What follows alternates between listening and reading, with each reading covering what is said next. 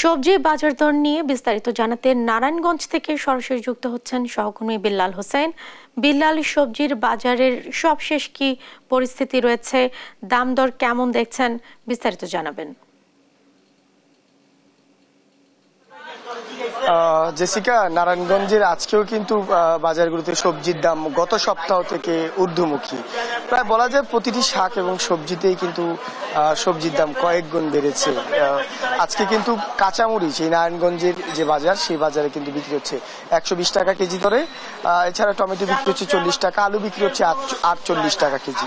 তো প্রতিটি পণ্যতেই এই যে পণ্যগুলোর কথা বললাম, সেগুলো কিন্তু গত সপ্তাহে আরো 5 থেকে 7 টাকা কম ছিল, আজকে কিন্তু অনেকটাই বেশি। আমি আছি এখন নারায়ণগঞ্জের যে কেন্দ্রীয় দিগুবাবুর বাজার, এই বাজারে আছি।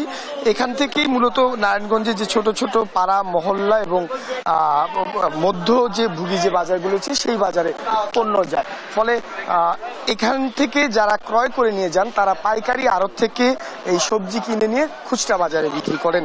আজকের বাজারের একটি হিসেব যদি আপনাকে বলি, তাহলে বলতে হয় করলা বিক্রি হচ্ছে 40 টাকা, এছাড়া পটল বিক্রি হচ্ছে 30 টাকা কেজি দরে, যেটি ভটভটি সেটি 60 টাকা, চিচিঙ্গা 40 টাকা, সিঙ্গা 30 টাকা, লাউ 25 টাকা এবং মিষ্টি কুমড় কিন্তু 25 টাকা কেজি দরে বিক্রি হচ্ছে। তো এমন আসলে এই সবজিগুলো কিন্তু গতকালকে 7 থেকে 8 টাকা কম ছিল, আজকে কিন্তু এই দাম কিন্তু বেড়েছে। আমরা যারা ব্যবসায়ী তাদের সঙ্গে কথা বলেছি, জানতে চেয়েছি কেন সবজির দাম এত বাড়ছে। তারা যেটি বলছেন যে সামনে আসলে ঈদুল আজহা এবং এ কারণে যে পণ্যবাহী যানবাহনগুলো রয়েছে, সেগুলো গরু আনার কারণে ব্যস্ত হয়ে গেছে এবং পরিবহন খরচ অনেক বেড়ে যাওয়ার কারণে এখন কিন্তু সবজির দামও বেড়েছে এবং এই সবজির দাম আগামী কয়েকদিন কিন্তু আরো বাড়বে, এমনটা কিন্তু তারা জানিয়েছেন।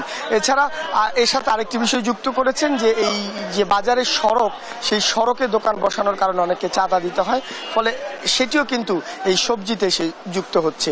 আর নারায়ণগঞ্জের এই বড় বাজার থেকে যখন এই সবজিগুলো ছোট বাজারগুলোতে যায়, সেখানে কিন্তু দাম আরো বেশি হয়ে যায়, ফলে এই প্রভাব আসলে ভোক্তাদের কাছে পড়ে। আপনি জানেন নারায়ণগঞ্জ শিল্প একটি অঞ্চল, এখানে অনেক মধ্য এবং নিম্নার মানুষ থাকে, বিশেষ করে পোশাক কারখানার শ্রমিকরা কাজ করেন।